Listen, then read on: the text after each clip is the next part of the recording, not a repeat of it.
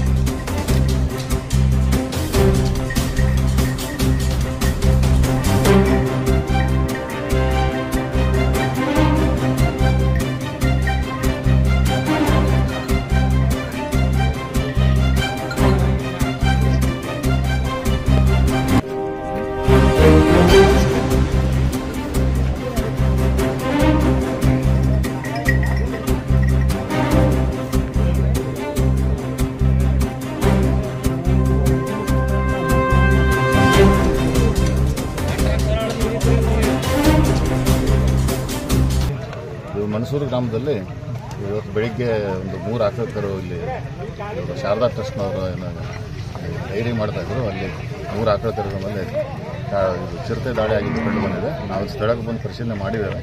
ಅದಕ್ಕೆ ನಾವು ಕೂಡಲೇ ಏನಂತಂದರೆ ಇಲ್ಲಿ ಒಂದು 2-3 kg ಬೋನನ್ನು ಇಟ್ಟು ಅದನ್ನ ಟ್ರ್ಯಾಪ್ ಮಾಡಲಿಕ್ಕೆ ಪ್ರಯತ್ನ ಮಾಡ್ತೇವೆ. ಮತ್ತು ನಾವು ಸಾರ್ವಜನಿಕರಿಗೆ ಅವ್ರ ಸಹಕಾರನೂ ಬೇಕಾಗ್ತದೆ. ಏನಂತಂದರೆ ಅವರು ಸಾಯಂಕಾಲ 6 ಗಂಟೆಯಿಂದ ಬೆಳಗ್ಗೆ 6 ಗಂಟೆ ಒಬ್ಬೊಬ್ಬರಾಗಿ ಹೊರಗೆ ತಿರುಗಾಡೋ ಸ್ವಲ್ಪ ಕಡಿಮೆ ಮಾಡಬೇಕು.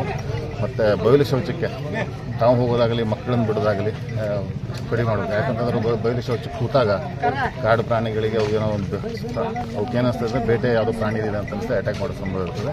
ಹಾಗೆ ಅದನ್ನು ಇದು ಮಾಡಬೇಕು. ಆಮೇಲೆ ಇದು ಇಲ್ಲಿ ಇಲ್ಲಿಗೆ ನಮ್ಮ ತಹಶೀಲ್ದಾರ್ PD ಅವರು ಬಂದಿದ್ದಾರೆ. ಅವರಿಗೂ ನಾನು ಹೇಳಿದ್ದೇನೆ ಆ ರೀತಿ ಎಲ್ಲ ಕಡೆ ಊರಲ್ಲಿ ಡಂಗುರ ಸಾರಿಸಿ ಸಾರ್ವಜನಿಕರು ಕೂಡ ನಮ್ಮ ಸಹಕಾರ ನೀಡಬೇಕು. ಮತ್ತು ನಾವೀಗ KGಗಳನ್ನು ಕೂಡಲೇ ತಂದು ಇಡ್ತಾ ಇದ್ದೇವೆ.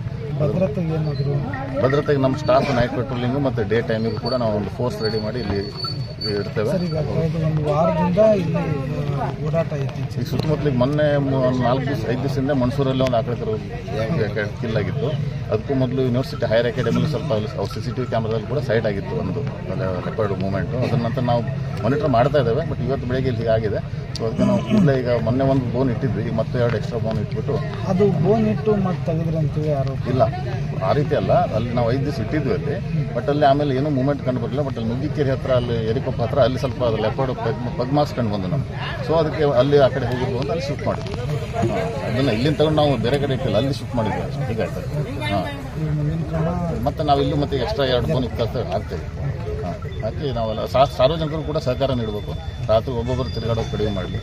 ಬಯಲು ಶೌಚಕ್ಕೆಲ್ಲ ಮಕ್ಕಳನ್ನು ಕಳಿಸೋದು, ತಾವು ಹೊರಗೆ ಹೋಗೋದು ಅವನು ಮಾಡಲಿ ಅಂತ ನಾವು ಕೇಳ್ಬೇಕು ಸರ್. ಸುಮಾರು ನಮ್ಮ ಗ್ರಾಮದಲ್ಲಿ 15 ದಿನದಿಂದ ಇದ್ರ ಪ್ರೊಸೆಸ್ ಐತಿ. 15 ದಿನದ ಪ್ರೊಸೆಸ್ ಇದ್ರೂ ಕೂಡ ನಾವು ಎಲ್ಲ ಅಧಿಕಾರಿಗಳಿಗೆ ಏನು ಫಾರೆಸ್ಟ್ ಡಿಪಾರ್ಟ್ಮೆಂಟ್ ಅಧಿಕಾರಿಗಳಿಗೆ ಕರೆಸಿ ತೋರಿಸಿದಾಗ ಈ ಹಿಂದೆ ನಮ್ಮ ಗ್ರಾಮದಲ್ಲಿ ಒಬ್ಬ ಕುಬೇರಪ್ಪ ಮಡವಾಳಪ್ಪ ಅಗಸರ್ ಅಂತ ಅವ್ರ ಹೊಲದಲ್ಲಿ ಒಂದು ಕರ ಅದು ದಾಳಿ ಮಾಡಿ ಅದನ್ನ ಸಾಯ್ ಹೊಡೆದು ಆಮೇಲೆ ಆ ಹುಡುಗಕ್ಕೆ ಬೆನ್ನತ್ತಿ ಆ ಹುಡುಗ ಬಿದ್ದು ಈ ಪರಿಸ್ಥಿತಿ ಆಗಿತ್ತು. ನಿನ್ನೆ ಮತ್ತೆ ಬೆಳಿಗ್ಗೆ ಇಲ್ಲಿ ನಮ್ಮ ಮನಸೂರೊಳಗೆ 3 ಕರುಗಳನ್ನ ದಾಳಿ ಮಾಡಿ ಸಾಯಿಸಿದೈತಿ. ಅದಕ್ಕೆ ಏನು ಇವ್ರಿಗೆ ಫಾರೆಸ್ಟ್ ಡಿಪಾರ್ಟ್ಮೆಂಟ್ಗೆ ಒತ್ತಾಯ ಏನ್ ಮಾಡಾಕತ್ತಾನೆ ಅಂದ್ರೆ ಅವತ್ತಿನಿಂದ ಇವತ್ತಿನವರೆಗೆ ಆಗಿದ್ರೆ ಇವು ಈ ಘಟನೆ ಆಗ್ತಿದ್ದಲ್ಲ. ಅವರು ನೆಗ್ಲೆಕ್ಟ್ ಮಾಡಿದ್ದಾರೆ. ಇದ್ರಾಗ ಯಾರು ಫಾರೆಸ್ಟ್ ಆಫೀಸರ್ ಅವರು ಅದಕ್ಕೆ ದಯವಿಟ್ಟು ಒಂದ ಬೋರ್ಡ್ನಿಂದ ನಡೆಯಂಗಿಲ್ಲ. ಅದ 3-4 ಬೋರ್ಡ್ ತರಿಸಿ ಅದ್ರ ಮೂಮೆಂಟ್ ಹೇಳಿದ್ದೀನಿ ನಾನು ಇವ್ರಿಗೆ ಫಾರೆಸ್ಟ್ ಆಫೀಸರ್ಗೆ, ಡಿಒಪಿಗೆ ಹೇಳಿದ್ದೀನಿ, ರೇಂಜರ್ಗೆ ಹೇಳಿದ್ದೀನಿ, ಮತ್ತು ಅವ್ರ ಕನ್ಸಲ್ಟ್ ಎಲ್ಲ ಆಫೀಸರ್ಸ್ಗೆ ಹೇಳಿದ್ದೀನಿ. ದಯವಿಟ್ಟು ನಿಮ್ಮ ಪ್ರಕಾರ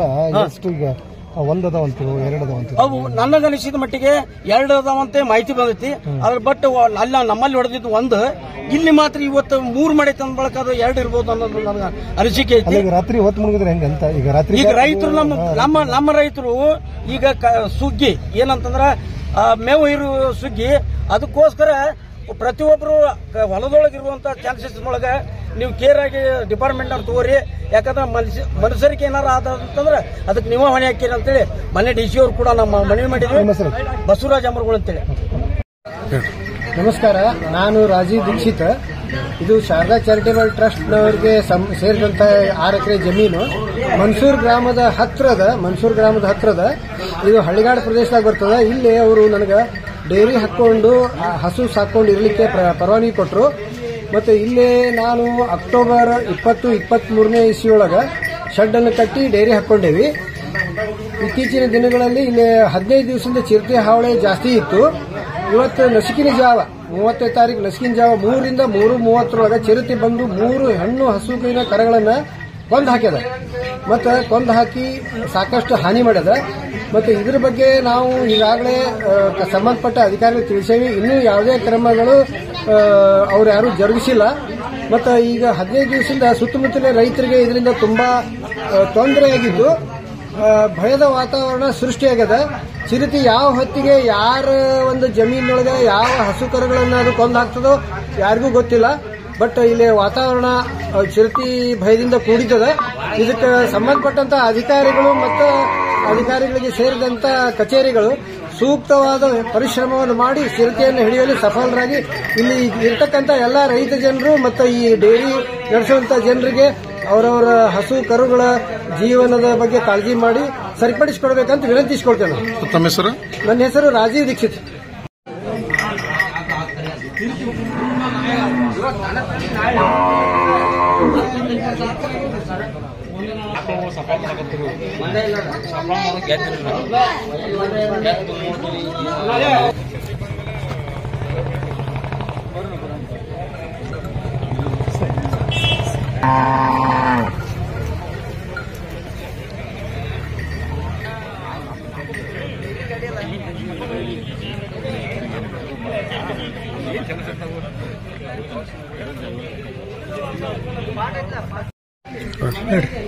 ನಮ್ಮ ಹೆಸರು ನಿಂಗಪ್ಪ ತೇಗೂರು ಅಂತ ಮನಸೂರು ಗ್ರಾಮ ಪಂಚಾಯತಿ ಸದಸ್ಯರು ಹಾಗೂ ನಮ್ಮ ಮನಸೂರು ಗ್ರಾಮದಾಗ ಈಗ ಒಂದು 8-10 ದಿವಸದ ಹಿಂದೆ ಒಂದು ಆಕಳವನ್ನು ಕೊಂದು ಹಾಕಿತ್ತು ಚಿರಿಚಿ ಕೊಂದು ಹಾಕಿದ ಕಾರಣಕ್ಕೆ ಸಂಬಂಧಪಟ್ಟ ಇಲಾಖೆ ಫಾರೆಸ್ಟ್ ಡಿಪಾರ್ಟ್ಮೆಂಟ್ಗೆ ನಾವು ತಿಳಿಸಿದಾಗ ಫಾರೆಸ್ಟ್ ಡಿಪಾರ್ಟ್ಮೆಂಟ್ನವ್ರು ಬಂದು ಆಮೇಲೆ ಅದಕ್ಕೆ ಬಲಿ ಹಾಕ್ತೇವೆ ಅದನ್ನ ಮಾಡ್ತೇವೆ ಇಲ್ಲಿ ಯಾರು ಬರಕ್ ಹೋಗ್ಬೇಡ್ರಿ ಹೊತ್ತು ಮುಳುಗಿದಿಂದ ಇಲ್ಲಿ ಒಬ್ರು ಇದ್ರ ಸನಕ್ ಬಲಿ ಸನಕ್ ಅಡ್ಡಾಡಕ್ ಹೋಗ್ಬೇಡ್ರಿ ಅಂತ ಹೇಳಿ ನಮಗ ವ್ಯವಸ್ಥೆ ಮಾಡ್ರಿ ಕುರಿಯರ ಏನಾರ ಒಂದು ಅದಕ್ಕೆ ಅಲ್ಲಿ ಕಟ್ಟಬೇಕು ಅದು ಒದರಿಯರು ಬಂದು ಬೀಳುತ್ತೈತೆ ಬೆಲೆಯಾಗಂದ್ರು ಅದನ್ನು ನಾವು ಆಗಿಂದಾಗ ಮೂತ್ ಮರಿ ತೊಗೊಂಬಂದು ಕೊಟ್ಟಿವಿ ಅದರ ವ್ಯವಸ್ಥೆ ಮಾಡಿದ್ವಿ ಎಲ್ಲ ಮಾಡಿದ ಮೇಲೆ ಸಂಜೆ 6 ಗಂಟೆ ಮಟ್ಟ ಇರ್ತಿದ್ರು ಸಂಜೆ 6 ಗಂಟೆಗೆ ಯಾರು ಇರ್ತಿದ್ದಿಲ್ಲ ಅಲ್ಲಿ ಮತ್ತೆ ಮರನೇ ದಿನ 10 ಗಂಟೆಗೆ ಬಂದು ನೋಡಿದ್ಗಳೇ ಅಂದ್ರೆ ಚಿರ್ಚಿ ಅಲ್ಲಿ ಭೇಟಿ ಆಗ್ಬೇಕು ನಾವು ಸಿಸಿ ಕ್ಯಾಮ್ರಾ ಬಿಟ್ಟೇವಿ ಅದನ್ನ ಬಿಟ್ಟೇವಿ ಇದನ್ನ ಬಿಟ್ಟೇವಿ ನೀವು ಯಾರು ಹೋಗ್ಬೇಡ್ರಿ ಅನ್ನೋರು ಆಮೇಲೆ ಒಂದು 8 ದಿವಸದ ಮೇಲೆ ನುಗ್ಗಿಕೆರೆಗೆ ದಾಳಿ ಮಾಡೈತೆ ಅಂತೇಳಿ ಸುದ್ದಿ ಬಂತು ಅಲ್ಲಿಂದ ಮತ್ತೆ ಇಲ್ಲೇ ನಮ್ಮ ಮನಗುಂಡಿ ಸಮೀಪದಲ್ಲಿ ನಮ್ಮ ಮನಗುಂಡಿ ಮನಸೂರು ನಡುವೆ